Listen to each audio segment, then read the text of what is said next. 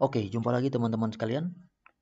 Pada kesempatan ini saya menjawab pertanyaan teman-teman di grup belajar For Brothers tentang Bang, bagaimana cara mendesain penulangan kolom.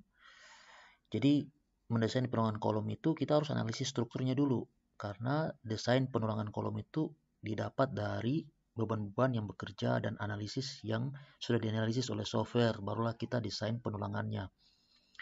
Kalau kita pakai software analisis SAP 2000 atau ETAP, nah, itu kita dapat luas penampang tulangan. Kita bisa bawa ke CSV detail atau kita bisa pakai Excel untuk membagi luas penampang itu dalam bentuk tulangan. Tulangan yang kita pasang. Tetapi kita juga bisa menggunakan beberapa software seperti Robot Struktur, Tekla Struktur Analisis, Prota. Itu otomatis kita bisa desain tulangan kolomnya. Nah, teman-teman juga bisa memakai software tambahan, software yang praktis ya, seperti ada SP kolom, ada di sini ada AdSec 10 ya, AdSec dari Oasis ya. Ini juga bisa. Jadi saya akan tunjukkan kalau pakai pakai yang paling gampang bagi saya AdSec 10 ya, ini. Ini paling gampang. Nanti juga saya akan jelaskan bagaimana pakai SP kolom. Nah, kenapa saya pakai ini? Biasa saya sebagai pengawas atau MK, kita dapat hasil perancangan dari konsultan perencana. Mereka di situ ada gambar detail kolom, ada detail balok. Nah, saya biasa lihat apakah kolom-kolom itu masih masuk akal atau tidak.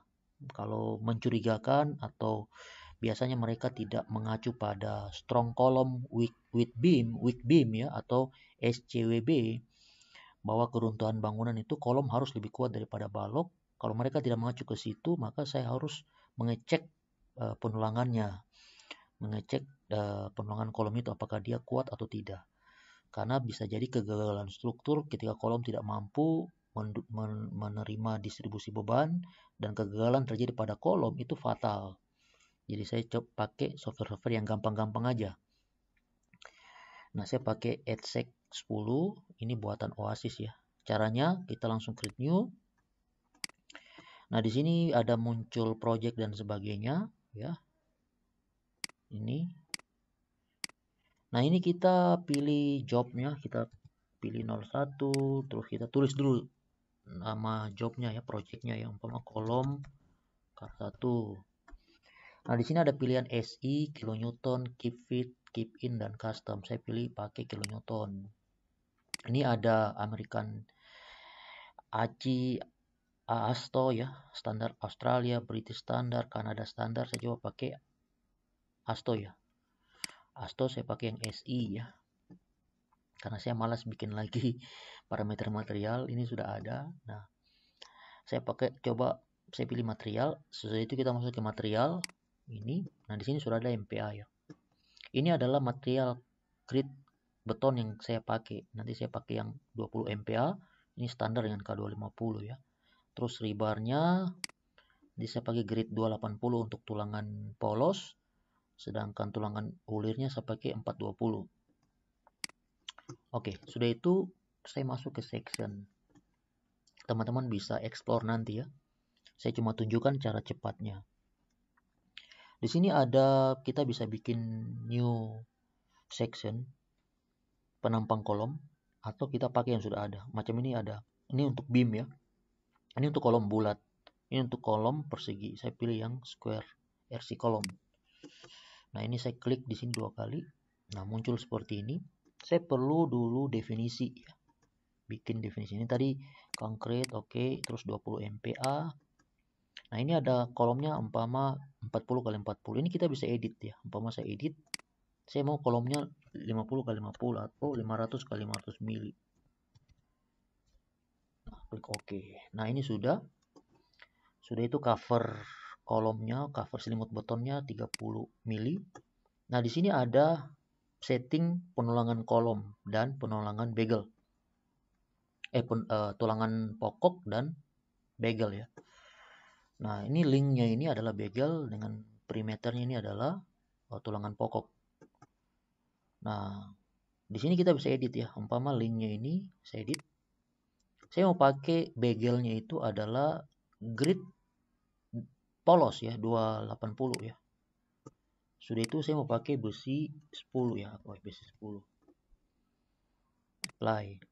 Nah, sudah itu untuk tulangan pokoknya, rebarnya itu saya klik di sini, saya ganti ya. Perimeternya itu di sini ada pilihan mau berdasarkan spasi atau berdasarkan jumlah. Nah, saya mau berdasarkan jumlah saja, bukan spasi ya, jumlah. Nah, di sini jumlahnya itu saya bikin 18. Ini jumlahnya 18. Gridnya adalah 420 atau besi ulir. Ini saya ganti menjadi diameter 20. Ya, seperti ini. Saya klik apply. Nah, sudah itu saya masuk ke analisis. Oke. Ini ada keterangan bahwa kita bisa juga koneksi ke GSA ya. GSA ini analisis struktur yang dari Oasis ya. Tapi abaikan saja yang garis list merah ini ya. Nah, di sini saya diminta untuk masukkan axial load, sudah itu momen-momen ya. Nah, saya coba kasih masuk axial load, seumpamanya saya tes dulu 1500 kN. Axial load ini saya bisa dapat dari perhitungan struktur dari teman-teman konsultan atau perhitungan struktur yang ada, atau saya menguji hitung secara manual. Jadi kita bisa hitung kolom itu pikul apa sih di atas, berapa kilonewton sih yang dipikul, atau dari analisis dari SAP atau ITEP kita bisa masukkan ke sini untuk desain penampang tulangannya. Yang umpama 1500, terus momennya ini didapat dari perhitungan struktur. Nah, ini umpama momennya ini contoh aja ya, teman-teman nanti dapat dari perhitungan analisis struktur pakai SAP atau ITEP atau tekla struktur analisis. Nah, ini masih masuk ya. Ini masuk, tetapi ini masih bisa kekuatan kolom yang tadi kita rancang itu masih bisa karena loadnya itu masih 77%.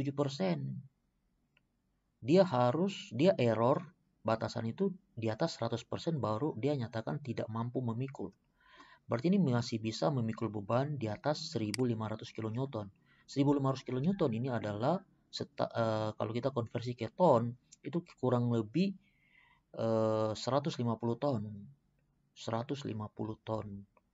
Jadi ini masih bisa dipikul. Jadi saya tambah lagi contoh 2000 ya. 2010.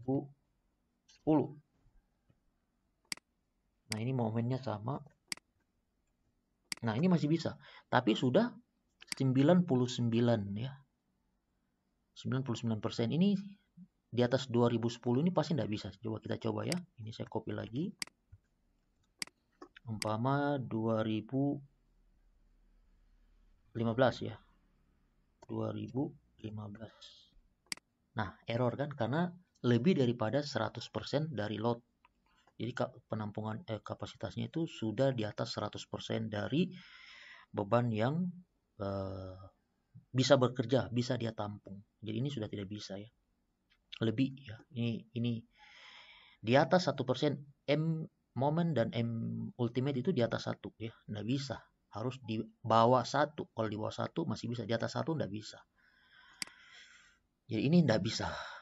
Nah, kita bisa lihat juga ini laporan case detailnya. Inilah 1500 masih dapat ya. Ini moment ultimate-nya ini belum di atas 1. Jadi ini masih kuat sekali. Jadi kalau biasa teman-teman kolomnya sebesar ini, tulangannya sebesar ini ya. Tetapi tulangannya sebesar ini, tetapi bangunan 2 lantai ya itu pasti boros ya. Karena dia bisa memikul sampai tadi 2000 kilonewton.